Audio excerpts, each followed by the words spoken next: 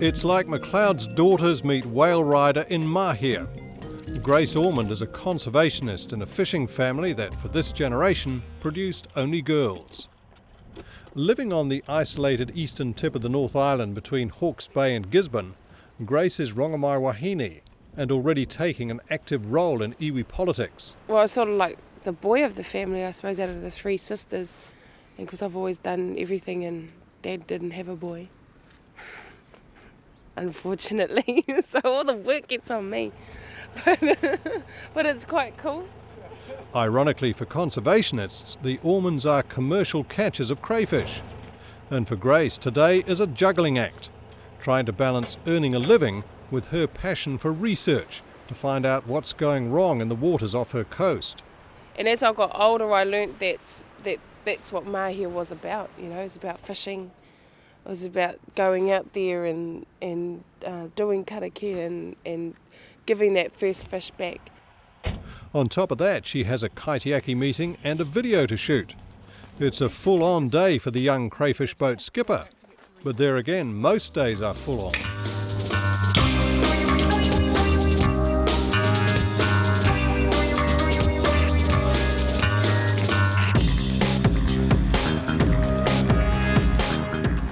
The Ormonds are a well-established Mahia fishing family.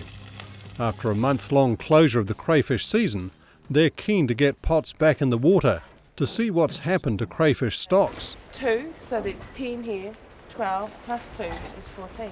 The girls all help with the business, but it is Grace who gives the orders. She may earn her living by taking from the sea, but Grace is passionate about safeguarding that resource for the future.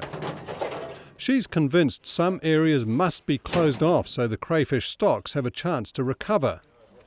The concept has full support from Eru, the family patriarch, who still keeps a watchful eye on proceedings. You going to do any pots this morning or this afternoon? This afternoon we are, yeah. We've got enough bait out. Grace likes to check out for herself exactly what is happening in the waters off Mahia. She regularly dons scuba gear to conduct underwater surveys. She and a colleague run out a tape from the boat's anchor and then count and measure all marine life along its length. The research is under the auspices of the Mahia Coastal Marine Strategy, MCMS for short. It's an acronym Grace uses a lot. Crayfish are not as plentiful as they used to be, but kinna are still found in the deeper water. There's still a bit out there, and that's what our whole MCMS project is about, is just rebuilding our stocks, getting a sustainable fishery in all areas, in different species, and because there's something wrong out there, so we need to address the problem the best way we know how and how we can. Oh, that was choice. The kinna will be studied in detail tonight, before they're eaten. No time for that now. Grace is already running late for a kaitiaki meeting. And plus we're going to be talking about those victim impact reports. Remember what Kelly and them were talking about down the bay? Yes. Kaitiaki are marae representatives delegated by the Rongamai Wahine tribe to consider applications to take fish under Māori customary rights. At 24 years of age, Grace is not only kaitiaki, she runs the meeting. This first letter, I'll get all these out of the road first and then I'll get on to what section. Grace comes from a family of 3 girls. She's the daughter of Eru and Joan Ormond. And they have been a fishing whānau, and they have their own business in the Mahia. She was sent away to the Bay of Plenty Polytech. 61 male. And she's come back and she's done a lot of research work, set up a lot of things here for Rongamai Wahine. And I think the good thing about it, she has the passion for doing it. How long is your guy's neck? Regulation. Yeah. I was going to say 25. I'll cut it in half. She's done a lot of research work, and she has the mandate to go out as to different fishing forums, and she knows what she's talking about. We've got a lot more issues to deal with than some other areas as well. It's a good way that we've actually pulled in all the permit issuers, so that we're all on the same wave, all on issuing the same amounts, and we're all talking the same talk. Took a while, I mean. So it's just keeping that communication alive amongst the kaitiaki, because before there was nothing, absolutely nothing. And our sea was hurting because of that. Tangaroa will be able to see what we're doing, and if he sees us trying to do something, he'll help. She's actually turned out to be one of the best guardians of our seas or our shores that we've ever come across. She was crewing for her father on the crayfish boat, and she must have did all right. And she's ended up with her own crayfish boat now, and she's actually putting a lot back into the community, and things have taken off for us through her. We're very, very fortunate to have somebody so young coming along and taking a leading role in our community. Yep, okay, Carl, first of all... Famous not only in Mahia, Grace has been asked by the Ministry of Fisheries to appear in a video about fishing sustainability. She's already on the Ministry's radar. She's passionate about research, and she's passionate about the sustainability of kaimoana within the region, with the Mahia region. At the age of 24, a lot of young people don't dedicate their lives to their iwi's aspirations. There's a lot of whakatauki or proverbs, I suppose, that are said. One of them is ka pu te ruha, ka hau te rangatahi. The old net is hung up and the new net goes fishing. She's going to be a leader of her people. I lead people astray. But, I'm getting there, trying to lead people in the right direction. We've dealt with a lot of officers just in the last couple of months to sort of get Mahia back to this rebuilding stage. It's been really good, their help. Because in the past we haven't had a very good rapport with the ministry. It's always been attack, just attack them. But I see it as, look here, we've all got to work together to get the best out of life. Hey, you're just like you. Good afternoon, Daryl. Hi Daryl, it's Grace here. G'day, Grace. How are you? Good. Good. What's happening? Oh, I just wanted to know, you know how you were sort of not on very good terms with putting in those temporary closures? Yep. Well, I mean... If you close the area and the people that are fishing there now go and fish somewhere else, you haven't really done anything. I mean, you've saved the ones that in the area that you've closed. But you've just made sure that just as many or more lobsters get caught somewhere else. No, we won't find out anything if we don't try it. Look, I agree with all of that. No, that's fine. In terms of a stock rebuild, that's neutral. So you're learning quite a bit about bureaucracy here. Yeah. Oh, I sure do. It's really quite simple sometimes. Just do it. What's the number? 043. This is a good time of the day to be making all your phone calls. Yeah, no, it's really good because it's at the beginning of the week, because it gives them a couple of days to sort of get all these stuff ready, and whereas if you ring in the middle of the week, they go, oh, I'll get on to it. I'll do it. Yeah. And the moon will come up again. Oh, excuse me, Scott Williamson. Oh, morning, Scott. It's Grace Ormond from Mahia speaking. Hello, Grace. How are you? What can I do for you? Oh, I'm good. And sometimes I kind of think I'm quite annoying because I ring them up quite continuously. Oh, what are you up to for this? Have you done this? Have you done that? And 0800 numbers are primo. Finding someone like Grace who has the same passion and interest not only in the business of fishing but in the protection of the marine environment and the way in which we manage the fisheries is a bit of a bonus, and it's a quality in her that I've tried to actively encourage and support. What? I'll just get out of your father's road. I could see Grace as being an industry leader in the right circumstance, or even a leader within Rongamai Wahine in the right circumstances. I mean, she just brings that much energy and enthusiasm to the things that she does.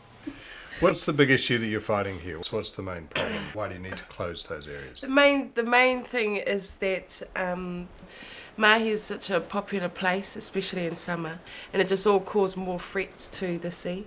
Crayfish is one of our main concerns, but everything else is slowly depleting. We have to go further and further down the coast to gather kaimoana. Closing off these areas, it's a customary management tool. It's just one of the many things that we submitted to the Minister to sort of help rebuild our fishery. That was our aim, was to rebuild the fishery back to a healthy state so that we can responsibly utilise it later on. But we have to make short-term sacrifices for long-term benefits. Some people can't see that. Grace puts much of her energy into MCMS, the Mahia Coastal Marine Strategy, but she still has to balance that with earning a living. This is the fishing company delivering bait for crayfishing. I was actually quite impressed with Grace when I first met her. It was about 8 years ago, and she was a lot younger then, and there was 3 girls turned up and they're lifting bins and throwing crayfish around, and I thought, geez, I've got a bit of go, this lot. They'll fit in those brown snifters. I've seen over the years how she's got involved in the crayfish industry and taken it to heart, got a ticket and had to go on her own. And she's a good customer to deal with? We've had our ups and downs, but on the whole, no, very good. We've been, like I said, 6 or 7 years in a row now, so we must be getting on all right.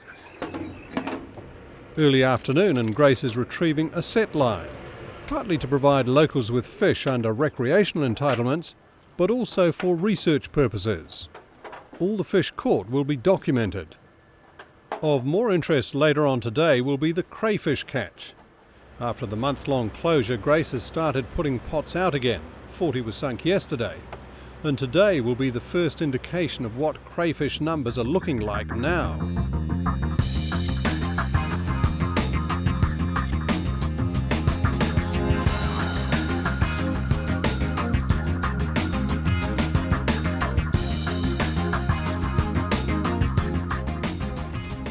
There's a reasonable haul of wet fish, with maybe a few more sharks than usual.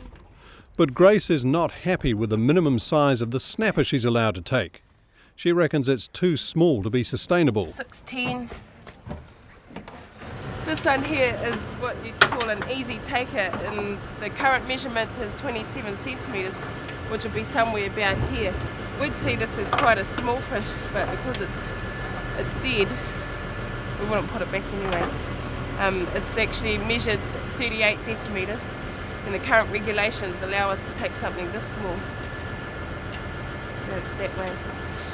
And in the submission that we sent to the Minister, we actually proposed to have that measurement increased by 3 centimetres. The law says you can take 27 centimetres because it's sustainable, but if everybody took just the legal size fish, there'd be no more stocks or a low productive rate. Yeah, especially when you've got trawlers trawling around as well. Distribution is pretty basic. Whānau are flagged down as they drive past. Thank you, Gracie. That's right. Yeah. And that's what it's all about, isn't it? When you catch a fish, you give it out to the people. Mahia Coastal Marine Strategy, MCMS, is never far from mine. And here we survey everything that the boat brings in recreationally or customarily. It just gives us a record of what's coming out of the water. And we also ask some questions like where they actually got them from, especially the shellfish, because we need to know what grounds they got them from. And then we go along into those areas, those grounds, and we survey them with our dive surveys. People confuse you with MAF sometimes, do they? Yeah, all the time. They're always asking, who are you working for? Are you working for MAF? But we say, no, we work for Mahia. We do this for Mahia, we do this for the people, do this for the resources. How much cooperation do you get from fishing people? Oh, good. It's really neat. Like, we're always getting feedback, like people saying, oh, this is a really good idea that you're doing, about time somebody did it. And people were actually getting used to doing the surveys, and then people would come up the creek and we'd just have to walk past and they knew the order of the questions, or it didn't matter which order it was in, they'd just be, oh, we got this, and then all we have to do by the time they get here is just measure up the fish. 61, male. I suppose all we can do is support her in what she's doing, and hope everyone else can do the same too. We'll be the benchmarkers, so to speak, as for other areas. With others catching crayfish, Grace is itching to get more pots back in the water, and check on the 40 she placed yesterday. You know, living in a place like Mahia, it's a very, very special place, and people who live in places like that have a great sense of ownership. And of course, Grace's sense of ownership is all that much greater because she's tangata whenua. I mean, there is something that a lot of people don't get about that is really quite special, that ties people like Grace to the place in which they're born and the place in which they live. And I think that's, as much as anything, been her motivation.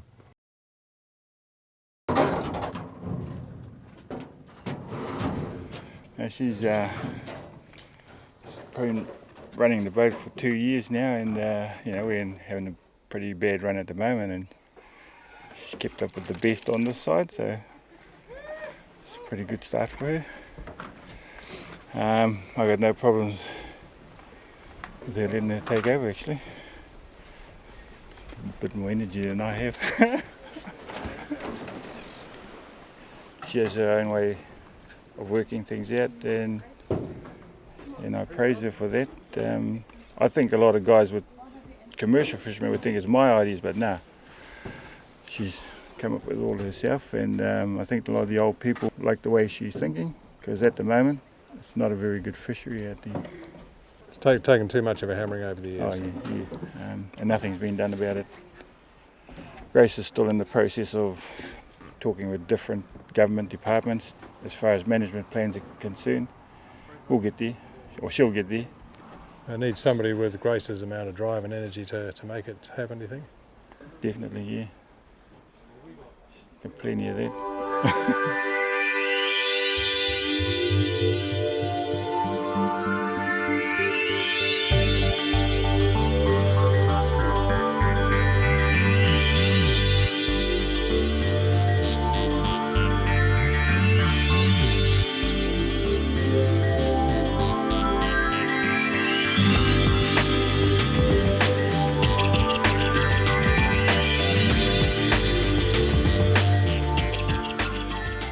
The pots are all logged by GPS. And when I mark them on here, it shows me different, my own code system. Some just mark every pot every day. Different colours mean different days. And this one here is used for over time. You've plotted in rocks that come up like these. See how this is gradually going up. And you'd mark it somewhere on this plotter. And usually it's on this one, it's on a circle. And then so that you don't have to retain all that information in your head, like all the little bits. You can just go, okay, we'll just zoom out to here, and you can go onto this mark, go onto this rock here. This is the moment of truth. With 40 pots to check, Grace hopes for at least 2 crays per pot. A good haul would be 8 per pot. The most she's ever caught in one pot is 17. So, with a month-long closure of the beds, empty pots coming up are not encouraging. Of course, the catch is affected also by weather, water conditions and a myriad of other factors. But a final count of just 16 crays from 40 pots makes Grace more determined than ever that some areas must be shut off completely to ensure there will be kaimoana left for future generations. When I have children, I want them to grow up like how I did. I don't want them to grow up and go order fish and chips all the time or takeaways and that's it. Because if there's nothing in the sea and you lose education as well, that sort of education to it, the values, the tikanga that goes with it. Could you see yourself living anywhere but Mahia? No, no way. What is it about Mahia? Oh, it's just the whole place. I mean, every time I leave, when I come back, I'm always wondering, oh, who's on the sea? Well, is anybody watching it? Is anybody doing it? Is anybody looking after anything? I wonder what this one's doing. There's so much sort of meaning here. And plus, if I had kids, I would like them to grow up here, nowhere else. And I don't even think I'll send them to school. They can come to my school. I'll set up like a special marine school. Oh, that's what I wanted to do. That's right. That was another long-term goal, is to have like a marine school so that people can get more educated and we'll have a building for them to learn MCMS stuff. 105. 105.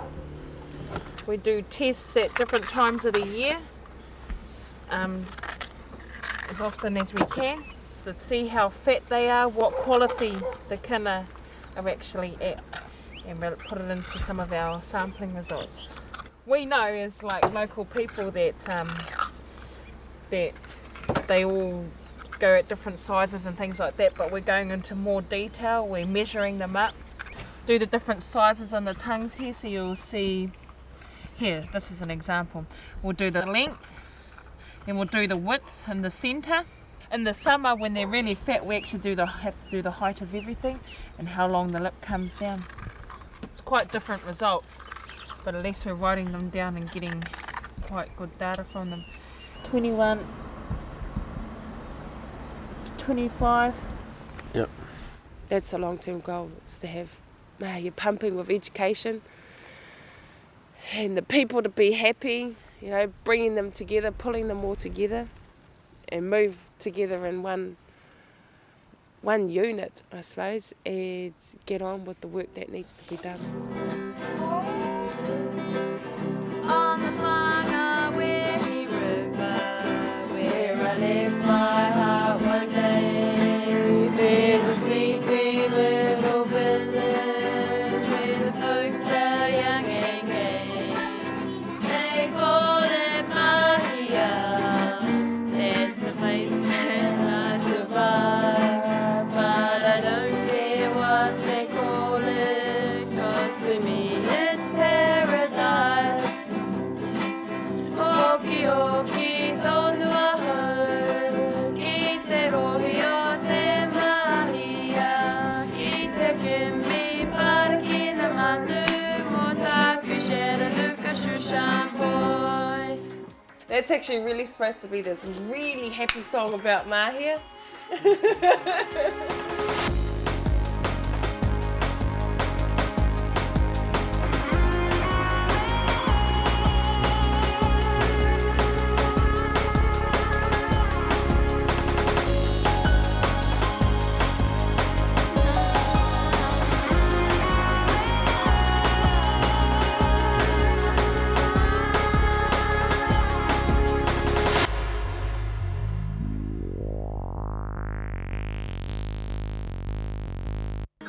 This program was made with funding from New Zealand On Air.